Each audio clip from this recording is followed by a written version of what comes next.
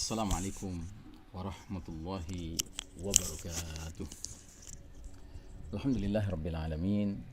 Wassalatu wassalamu ala asyrafil anbiya'i wal mursalin sayyidina Muhammadin wa ala alihi wa ashabihi ajma'in.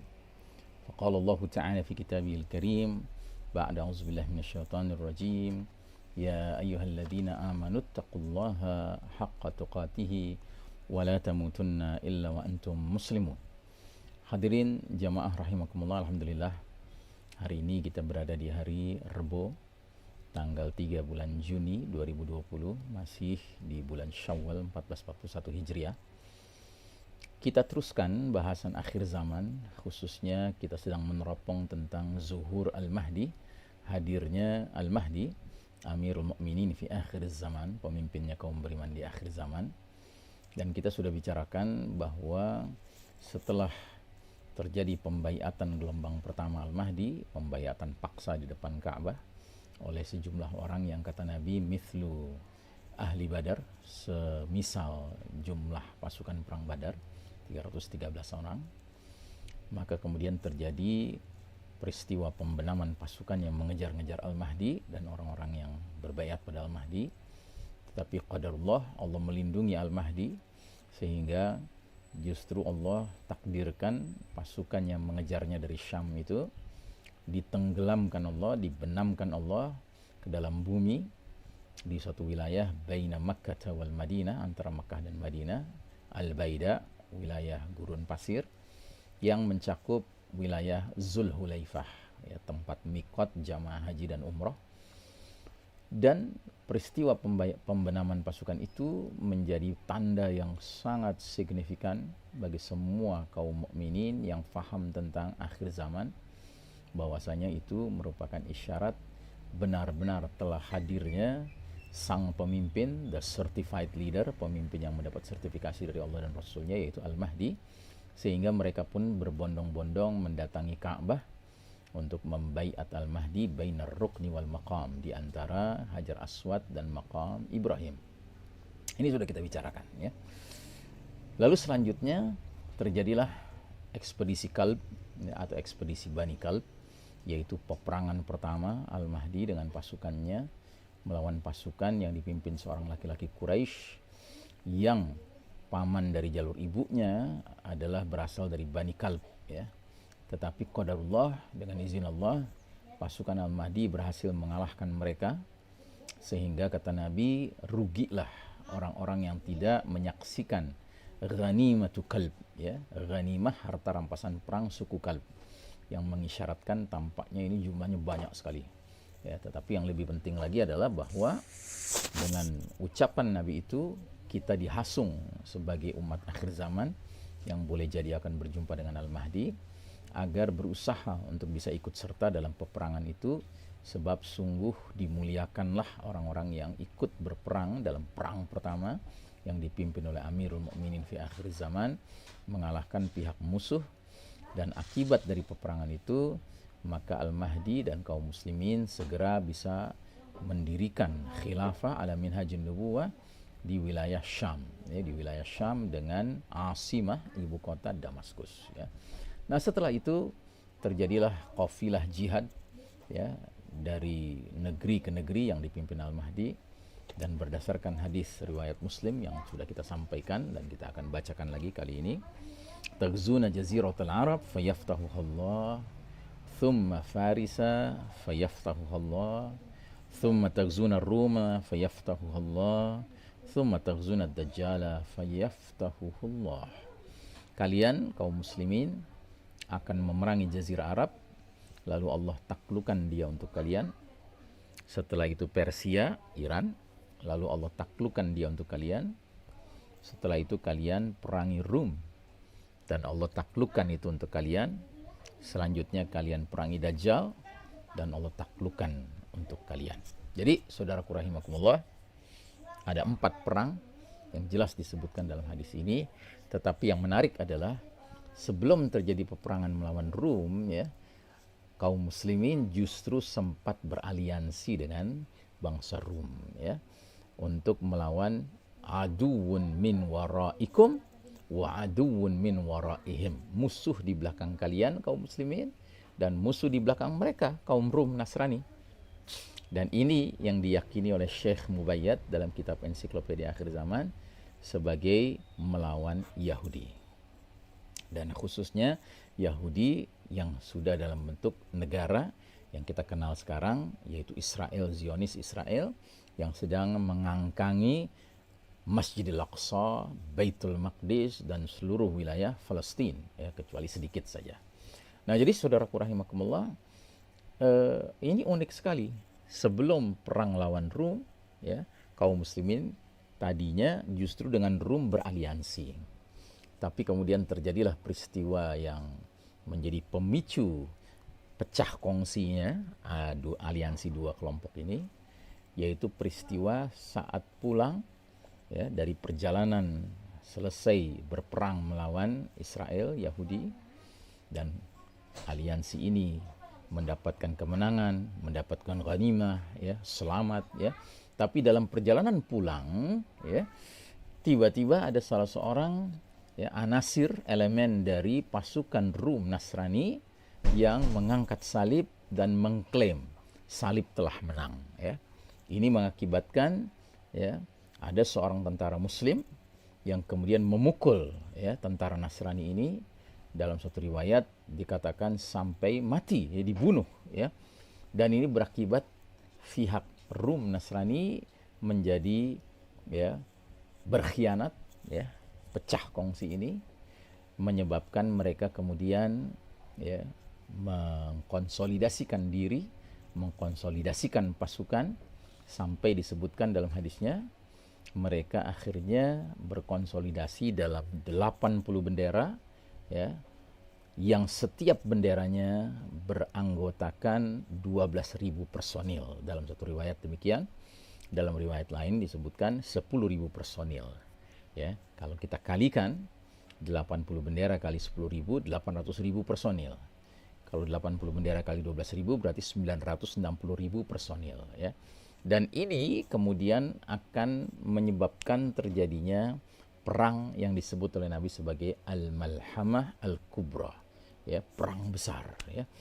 Nah, cuma ada pertanyaan di sini. Mengapa dengan jumlah minimum 800.000, maksimum 960.000, Nabi mengisyaratkannya sebagai perang besar?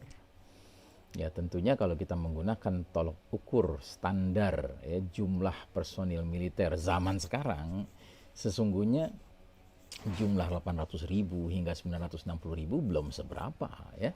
Kita ambil contoh lah Indonesia saja sebagai satu negara dengan satu bendera, ya. Itu jumlah personil angkatan bersenjatanya itu 500.000, ya. 500.000 satu bendera saja. Gitu. Nah, kenapa kok 80 bendera dengan jumlah 800.000, 960.000 itu dikatakan sebagai perang besar, ya? Nah, di sini kita harus mengkaitkan dengan terjadinya perubahan situasi dunia, ya, semenjak Al-Mahdi hadir, ya, dan khususnya semenjak terjadinya peristiwa-peristiwa besar, bencana-bencana besar yang menimpa dunia ini, ya. Ada Batshatal Kubra, hantaman keras dari langit, ada ad-dukhan, ya, ada zalazil, ya, gempa-gempa dahsyat yang berlangsung, ada khasfun bil maghrib wa khasfun bil masyriq, ya, pembenaman bumi di wilayah timur, pembenaman bumi di wilayah barat, ya kan. Kemudian ada mautan, ya, mautan itu kematian dalam jumlah besar dikarenakan tersebarnya wabah penyakit, ya. Jadi di sini yang harus kita pahami, kenapa Nabi mengisyaratkan Malhamah itu sebagai perang besar antara kaum muslimin dengan Rum? Karena di masa itu populasi planet bumi ini memang sudah banyak mengalami pengurangan yang signifikan, ya. Banyak manusia yang telah menemui ajalnya dikarenakan peristiwa-peristiwa dahsyat yang berlangsung, ya, menjelang Al-Mahdi muncul dan seiring dengan terjadinya, ya, huru-hara akhir zaman, ya.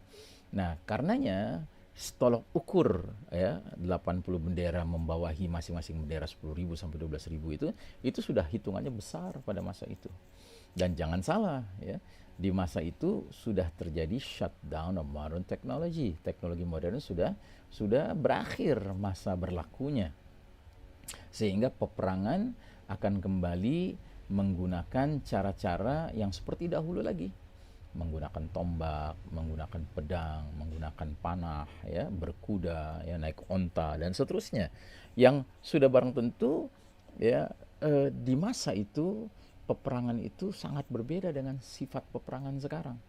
Kalau peperangan sekarang ini sifatnya amat sangat tidak fair ya.